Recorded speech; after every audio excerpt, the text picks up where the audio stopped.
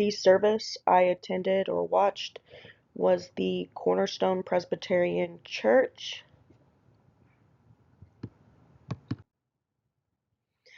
A little background about Cornerstone is they are a combination of Presbyterian and Evangelical Presbyterian. They're a mix of two churches that came together to form Cornerstone. The EPC also is the Evangelical Presbyterian Church. EPC for short consists of 121,000 members in over 600 churches. And Cornerstone is located in Leawood, Kansas.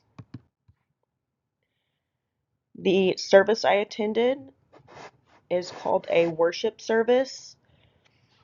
They only have services on Sunday, and sadly, I work on Sunday, so I was not able to attend in person, but I have been. This is a place I frequent quite often, not because of my other, or that my religious views are Presbyterian, but I have meetings. The church actually opens up and does meetings and stuff there, so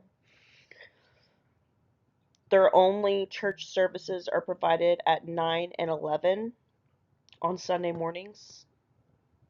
I watched the modern service on YouTube. Their modern is the 11 o'clock one. The 9 a.m. is their traditional one. I have the link for the service here if anyone is interested. You can also go to their, just search Cornerstone Presbyterian Church, Leawood, Kansas, and you can find their information. The service contained an intro, readings, music, communion, and like a conclusion slash exit. I grew up and still attend Catholic Mass, so I was amazed at how different these masses were.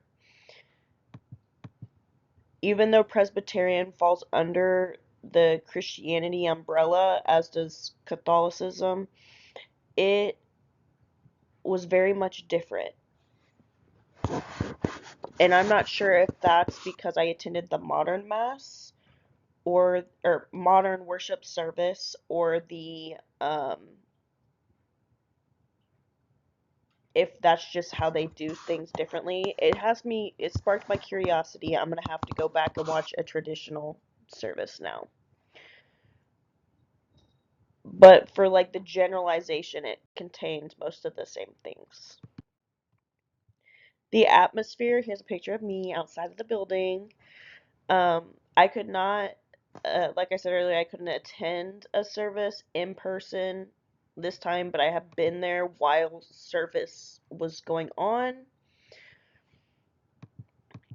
The environment is always laid back. There's a lot of conversations before and after the service. People appear happy, smiling. I've actually been pulled into conversations even though I wasn't there for the service.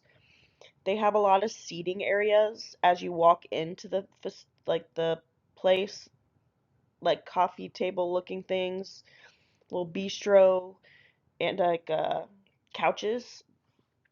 It is a very nice place to sit and have meetings and do stuff like that. And I always end up getting pulled into conversations with um, people that came to attend the service. I will say it's not very quote unquote godly, meaning it's not plastered with religious artifacts. Like, there isn't statues and stuff like that. There isn't a million pictures of Jesus everywhere, which is kind of refreshing. But also, if you, other than the cross outside of the building, if you didn't know what this place was, like, you wouldn't know it was like a religious gathering place. The altar itself is like carpeted, and it's not overly embellished. It's just a table, a little reading area, like a podium, and a, a longer table with a cross that they do communion at. The service was like a Catholic service. There was plenty of differences. I could nitpick it all day. I have been going to mass since I was born.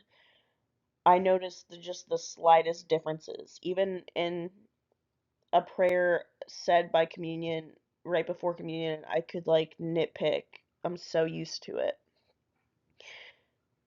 But overall, the bigger ones that stood out are not having servers, kid or adult servers, no grand procession or exit, one person doing all the readings, the list goes on. There were things like the overall religious readings from the Bible, Christian music, communion, and overall layout was similar, so I will give it that. And then thoughts, my overall thoughts. It was a great experience. I think this helps me differentiate that Christianity is so broad and that religions that fall underneath it can be alike yet so different at the same time. So this for sure is going to help me not group them together doing this assignment.